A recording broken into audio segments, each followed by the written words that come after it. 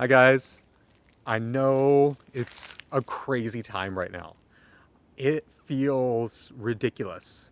Every time that I go on social media, uh, it's it's anxiety producing, and that sucks because social media is a great tool for us to connect.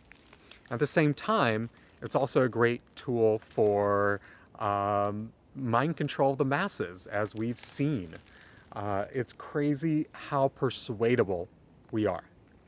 And honestly, I don't know what the fuck we're going to do. But what I do know is that we can make changes happen in our society, but they're not going to happen the way that people think they are, through protests, through civil disobedience, things like that.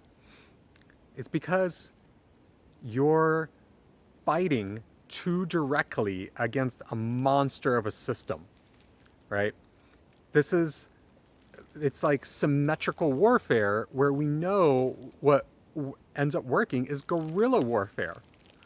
And to me, guerrilla warfare in this sense means subverting the system, subverting it completely, creating communities, creating village scale, holistic, intentional communities, which are bubbles of innovation. They're bubbles of vitality.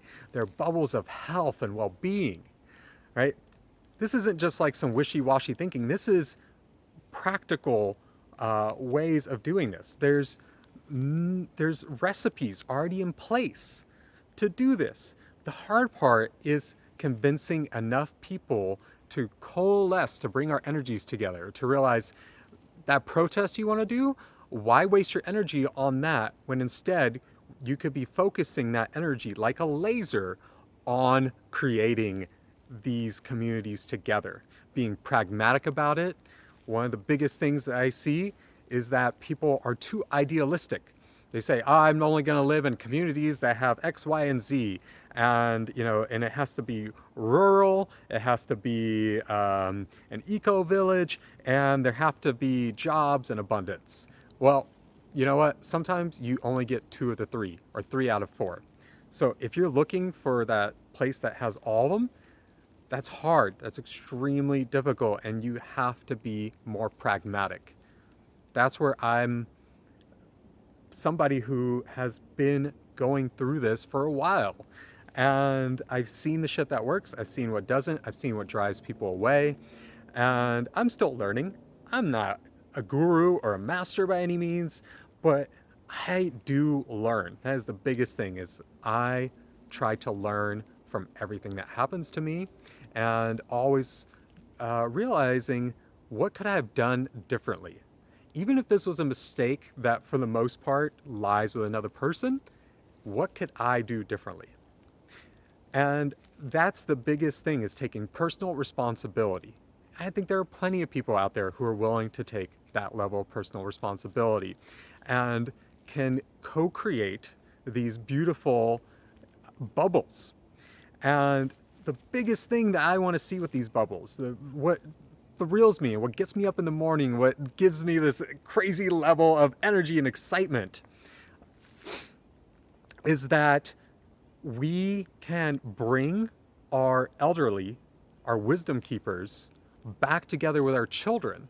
And so right now, our children and elderly being segregated are, during COVID, elderly people were almost treated like lepers. Like, don't, you can't visit with them, all the crazy shit. Do you know how many people would much rather die being with their family or being with loved ones than by themselves or surviving by themselves? It's all about quality of life. It's not about lifespan, it's about health span. And people are totally neglecting this right now. Some people, I think, do get this, but they're getting paid considerable amounts of money to push certain agendas. Because it's much more profitable to keep you sick, to keep you just alive enough so you're stuck in the system. Same thing, our children are getting indoctrinated in public schools. It's fucking ridiculous when you think about the way that school has not evolved whatsoever in the last 100 years.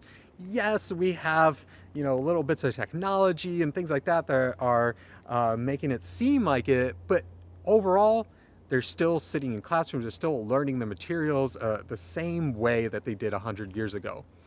And honestly, it's disgusting.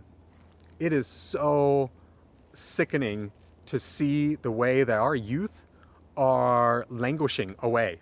This is like such a critical time in their lives to learn, to enrich themselves, to learn how to have a sponge brain, how to become innovators, and we're squashing that shit. We're squashing it because people are not willing to acknowledge the level at which the system is broken.